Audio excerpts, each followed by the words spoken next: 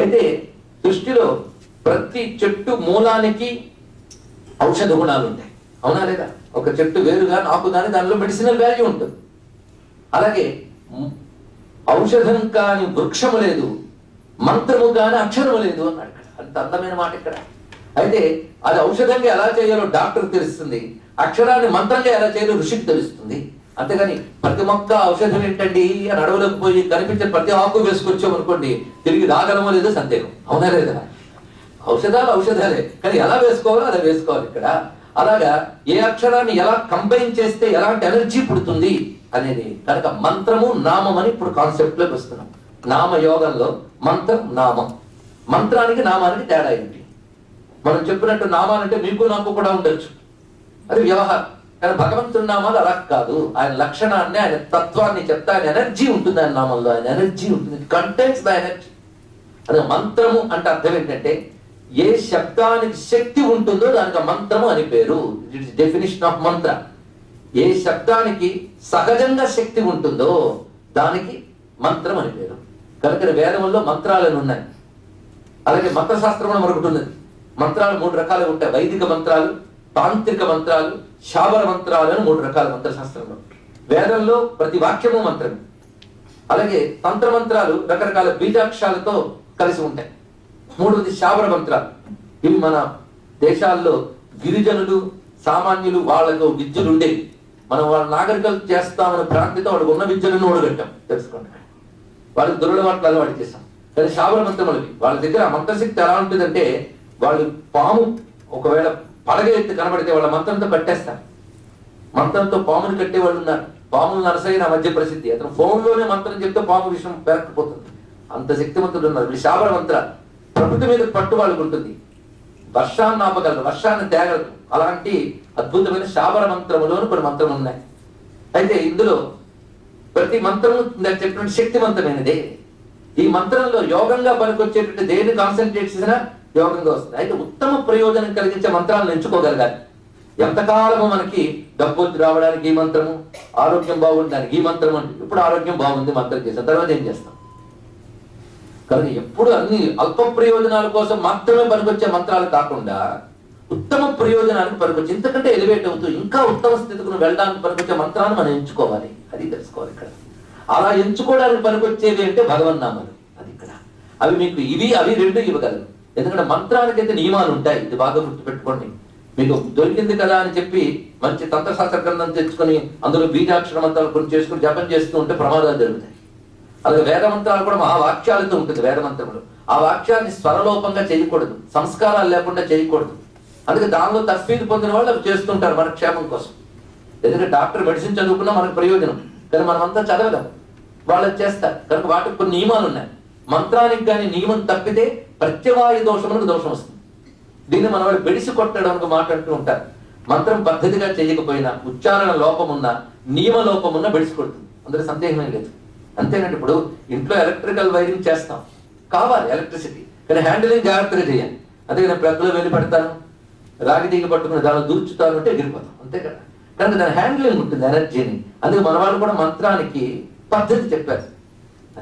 ఆ పద్ధతి పేరు ఉపదేశము, గురువు, ఇవన్నీ చూపిస్తున్నారు. కనుక ఒక మంత్రం మనం ఉపదేశం పొందాలి అంటే ఒక సద్గురువుని ఆశ్రయించాలి. ఆ గురువు ఆ మంత్రాన్ని వీడికి ఇవ్వచ్చో లేదో టెస్ట్ చేస్తాడు.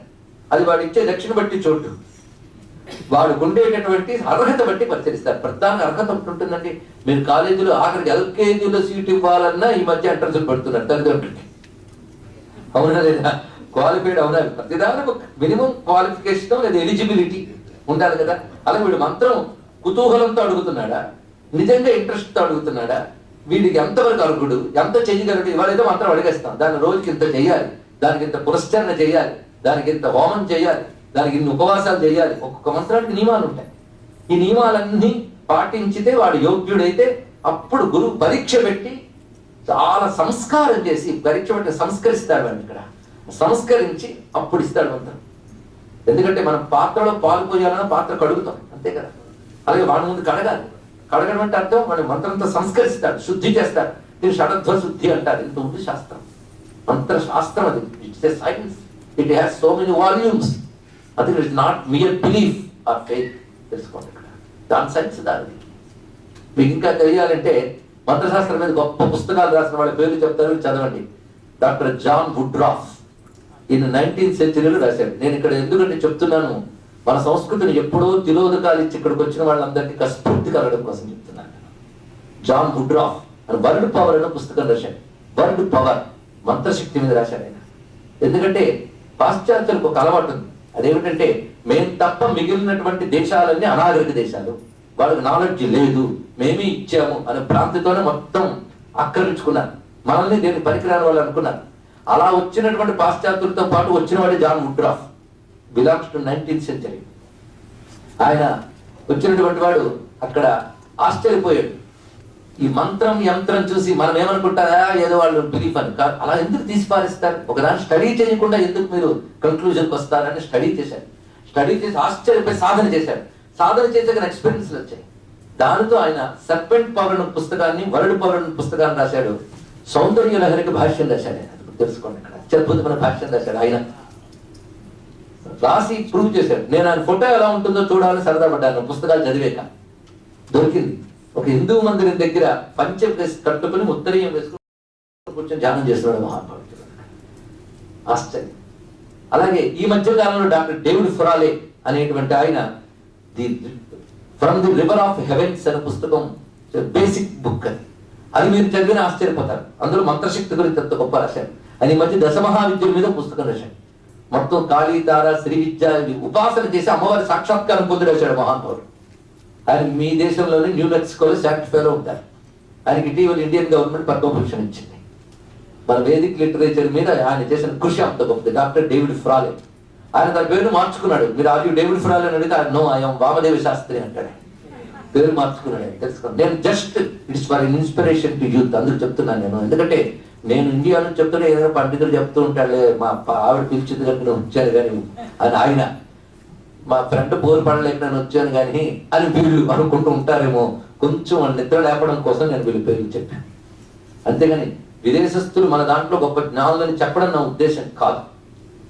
అంటే వాళ్ళ పేరు ఎందుకు చెప్పాలంటే మీ పిల్లలకి మీరు చెప్తారని. Hinduism is not foreign to this country, అది చెప్పండి.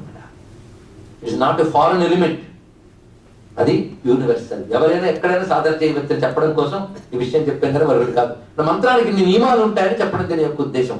మంత్రానికి నియమాలు పాటించాలి, లేకపోతే ప్రమాదం. మన అగ్నిని పట్టుకున్నప్పుడు జాగ్రత్తగా పట్టుకోవాలి, నీటిని పట్టుకున్నప్పుడు దాన్ని ఎలా పట్టుకుంటాం. కానీ ఒక్కొక్కటి పట్టుకునేటువంటి కంటైన్ చేసేటప్పుడు దానికంటూ కొన్ని లిమిటేషన్స్ ఉంటాయి.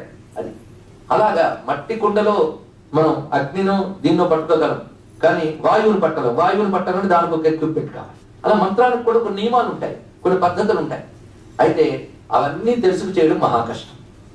దీన్ని బట్టి మంత్రం చేసి ధరించాలి అంటే నా వల్ల అవుతుందా, నా జీవన విధానం ఎలాంటిది, కష్టం కదా. అప్పుడు నా వల్ల ఏంటి అంటే ఆ నియమాలేవి లేని మార్గం అవుతుందయ్యా, దాని పేరు నామం. ఇప్పుడు వచ్చింది నామం, మంత్రం, నామం. మంత్రానికి నియమాలు ఉంటాయి, నామానికి ఆ నియమాలు ఉండవు. కానీ ఎవరైనా ఎప్పుడైనా ఎక్కడైనా ఎలాగైనా చేసుకోగలిగేది నామము. అదే మంత్రం అయితే దానికంటూ శుచి ఉండాలి, శుభ్రత ఉండాలి, పద్ధతి ఉండాలి, అన్ని కూడా. కనుక ఈ రోజుల్లో ముఖ్యంగా కలికాలంలో సదాచారం ముఖ్యమైపోయింది. మన ధర్మానికి మనం చాలా దూరం అయిపోయాం. అదేవిధంగా కొన్ని చెయ్యాలంటే అనుకూలమైన పరిస్థితి లేదు. యజ్ఞయాగాలతో తరించిపోతాము అంటే సరిగ్గా చేయించేవాళ్ళు ప్రక్రియ లేదు, మనకేం తెలుసా. పైగా వాటిలో ఏమైనా తేడాలు వస్తే మన ప్రతివాది దోషం వస్తుంది, అదొకటి.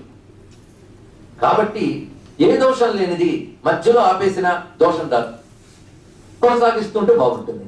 ఏది ఇబ్బంది లేకుండా ప్రమాదకరం కాకుండా ఉండేదేది అంటే నామము, అది తెలుసుకోవడం. కనుక మంత్రం కంటే నామం గొప్పదైంది. అయితే నామానికి కూడా మంత్రశబ్దం వాడవచ్చు. ఎందుకంటే మంత్రం అంటే ఇంతకు ఏమని చెప్పుకున్నాం అర్థం, నేను మాటగా అడుగుతున్నాను చెప్పదు అనుకోవద్దు. నేను కాలక్షేపంగా చెప్పట్లేదు. It's a lesson, it is an education, it is a knowledge. మంత్రం అంటే ఏమని చెప్పాను డెఫినేషన్, నేను అది చెప్పలేదు. శక్తి కలిగిన శబ్దము. నేనేం చెప్పానో చెప్పండి, మీకు వచ్చు మేధావులు. ఏ శబ్దానికి శక్తి ఉంటుందో ఆ శబ్దానికి మంత్రం అని పేరు అని. అంటే the sound contains the energy by nature. సహజంగా దానికి శక్తి ఉన్నది, ఆ ఎనర్జీ, ఆ ప్రాణశక్తి, అది మంత్రం. నామానికి శక్తి ఉంది కానీ నామం మంత్రమే, అందులో సందేహం లేదు. మరి నామం డిఫరెన్స్ ఎందుకు ఇచ్చారు అంటే మంత్రానికి ఉన్న నియమాలు బాధలు దీనికి లేవు. అంత శక్తి మళ్ళీ దీనిలో ఉన్నది. అది చెప్పడం కనుక సులభముగా, అందుకే అన్నమయ్య మాట నిన్న చెప్పినది, వెక్కసము నీ నామము వెల సులభము ఫలమధికం. అది సులభంగా నామంతో చేయొచ్చు. అయితే సులభంగా దొరికిందని సులభంగా తీసుకోవద్దు, దానిలో ఉన్న అద్భుతాలు చూడాలి. ఇప్పుడు రామ అనే దానిలో ఇంతవరకు అర్ధశక్తి చెప్పాం, ఇప్పుడు శబ్దశక్తి ఏమిటో చెప్పబోతున్నాం. అందుకు ఇంత ఇంట్రడక్షన్ ఇచ్చాం. దాని శక్తి ఏమిటో చూపిస్తున్నారు. రా ఆ మ, ఇవి 3 అక్షరాల కాంబినేషన్. ఈ 3 అక్షరాలు ఇలాగే పలకాలి. దాని ఇటు తిప్పితే మనకి కష్టం. అయితే ఒక్కొక్కప్పుడు గురువులు తిప్పివచ్చు. అంటే వాడి స్థాయి ఏమిటో చూస్తారు. వాడి స్థాయి, కొందరికి మందు నీళ్లు వేసుకోకుండా వేసుకోని చెప్తారు, కొందరు నీళ్లతో వేసుకోంటారు, కొందరు పాలతో వేసుకోని చెప్తారు మందు. అంటే వాడి బాడీ కండిషన్ బట్టి దాన్ని అందిస్తారు. అలాగే వీడి స్థాయి బట్టి ఇటు నుంచి అడుగు తిప్పచ్చు, అటు నుంచి ఇటు తిప్పచ్చు. అది గురువుకు తెలుస్తుంది, మనం ఇష్టానుసారం చేయడానికి లేదు. ఇక్కడ మెడికల్ గైడెన్స్ లో మందు ఎలా వాడాలో ఇది కూడా అలాంటిదే. రామ అన్నప్పుడు మొదట రా ఆ మ 3 ఉన్నాయి అందులో పార్ట్స్. ఈ 3 భాగాల్లో ఒక్కొక్క అక్షరంలో ఒక్కొక్క శక్తి ఉంది అని చెప్తున్నారు. ఇక్కడ రా అగ్నిశక్తి, ఆ సూర్యశక్తి, మా చంద్రశక్తి, 3 ప్రధానమైన అంశం.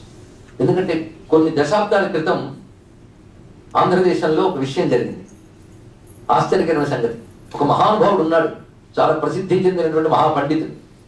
ఆయన మీద ఒక నాస్తికులు కొంతమంది దాడి చేసి ఆయన్ని రోజు పత్రికల్లో తూర్పారబట్టడం. Is popular figure. అందుకే ఆయన అవమానిస్తూ అవహేళన చేస్తూ ఆర్టికల్స్ రాసేవాడు. ఎందుకంటే వాళ్ళు చక్కగా మాట్లాడు, సరైన తార్కికత లేదు, మంచి ఇంటలెక్చువల్ కాదు, కానీ కుతర్కాలు చేస్తాను విమర్శిస్తున్నారు, బాధపడుతున్నాడు. ఆయన శిష్యుడు ఒక ఆయన మంత్రశాస్త్రంలో కట్టుకుడు. తన గురువు గారిని ఇలా అవమానిస్తున్నానని చెప్పి ఏం చేశాడంటే ఆయనకు ఒక ఉత్తరం రాశాడండి. ఇది జరిగింది, నేను పేర్లు కూడా చెప్తే ఆశ్చర్యపోతాను. నేను ఎందుకని నేను పేర్లు చెప్పట్లేదు, చూద్దాం కథ అంతా అయ్యే పేర్లు చెప్పమని ప్రేరేపణ వస్తే నేను చెప్తాను, వాళ్ళు ఎవరో కూడా చెప్తారు. అది లెటర్ రాశాడు ఈయన శిష్యుడు, మంత్రశాస్త్రం తెలిసినవాడు. లెటర్ రాశాడు. చిత్రం అంటే ఎడిటర్ ఆ లెటర్ చదివాడు. 2వ రోజు ఆయనకు ఉద్యోగం పోయిందండి. ఆ ఎడిటర్కి ఎందుకు పోయిందో తెలియదు, పోయింది. వరుసగా దరిద్రుడయ్యాడు. వాడి పేరు అనామకం అయిపోయింది, వాడికి అపకీర్తి వచ్చింది, ఈ స్థితి వచ్చింది. ఎందుకు అనుకోకుండా ఇలా ఎలా అయిపోయాడు అంత పాపులర్ ఎడిటర్ అనుకుంటే, ఈ శిష్యుడు చెప్పాడు గురువు గారికి, నేను ఆయనకి ఇచ్చిన ఉత్తరంలో కొన్ని అక్షరాలు పెట్టాను, ఎక్కడెక్కడ పెట్టాలో అక్కడ పెట్టేట. చూడడానికి మాత్రం లెటర్, కానీ ఆ ఎలిమెంట్స్ ఒక్కొక్క అక్షరానికి ఒక్కొక్క ఎలిమెంట్ ఉంటుంది, ఎనర్జీ ఉంటుంది. ఒక దానిలో అగ్నిశక్తి ఉంటుంది, ఇంకో దానిలో పురుగు శక్తి ఉంటుంది. ఆ అక్షరాలు అలా పేర్చాడు. చూడడానికి మాత్రం ఎవరి బాగున్నారా, ఎలా ఉన్నారా అనే అర్థం వచ్చేటట్టు ఉంటుంది. కానీ ఆ శబ్దాలు వాడాడు, రకరకాల శబ్దాలు అవి అక్షరాల లోపల పెట్టి చదవడంతో అవి ఆయన చదవగానే ఆయన మీద ఎఫెక్ట్ ఇచ్చి మొత్తం దెబ్బతిందండి. ఇక్కడ ఆయన చూపించాడు ఏ మంత్రం అలా పెడితే ఏ రిజల్ట్ వస్తుందో ఆయనకు తెలుసు. ఇది ఒక ఆశ్చర్యకరమైన అంశం. ఇలాంటిది అక్కడ కొన్ని దశాబ్దాల క్రితం శ్రీకాకుళం జిల్లా దగ్గర ఒక పల్లెటూరుకి హిమాలయాల్లోని ఒక యోగి ఏదో కారణం చేత అక్కడికి వచ్చాడు. చూడటానికి మాత్రం సామాన్యుల్లా ఉన్నారు. ఏం వాళ్ళందరూ మన చేత పబ్లిసిటీ కోరుకునే వాళ్ళ, ఏదో కర్మకాలు ఈ ప్రాంతానికి వచ్చారు అంతే. మనలోకి రావాలంటే కర్మకాలండి. వాళ్ళు ప్రశాంతంగా ఎక్కడ ఉంటారు, కానీ మనలాంటి అవిశ్వాసులు అనాచార పరుల మధ్యలో ఒక పవిత్రమూర్తి వచ్చారంటే వాడికి ఏదో కర్మకాలిందని అర్థం తెలుసుకోండి. లేదా మనకేదో అదృష్టం పండిందని అర్థం, లేదని అర్థం. ఆ మహాత్ముడు అక్కడికి వచ్చాడు. వచ్చినప్పుడు అక్కడ దుకాణం ఉంది. ఆ దుకాణం దగ్గరికి వచ్చి నాకు ఏదైనా ఇవ్వవా, ఆకలిస్తోంది అన్నాడు. కానీ అతను అవమానించి కొట్టాడు. అక్కడ ఆయనకి ఆగ్రహం వచ్చింది. మహాత్ముడికి ఆగ్రహం రాదు, వచ్చిందా వాడికి ఏదైంది. దుకాణం గోడ మీద ఒక పచ్చని దశ వెళ్ళిపోయాడు అంతే. చిత్రం ఏంటంటే దుకాణం అంతా దగ్ధమైందండి కొద్దిసేపటికి. ఆయన పరుగెత్తుకు వెళ్ళాడు, మహాత్ముడిని వెతుక్కుంటూ వెళ్ళి పాదాల మీద పడితే చిత్రం అంతా దగ్ధమైంది. గోడ మీద పద్యం అలా ఉంది.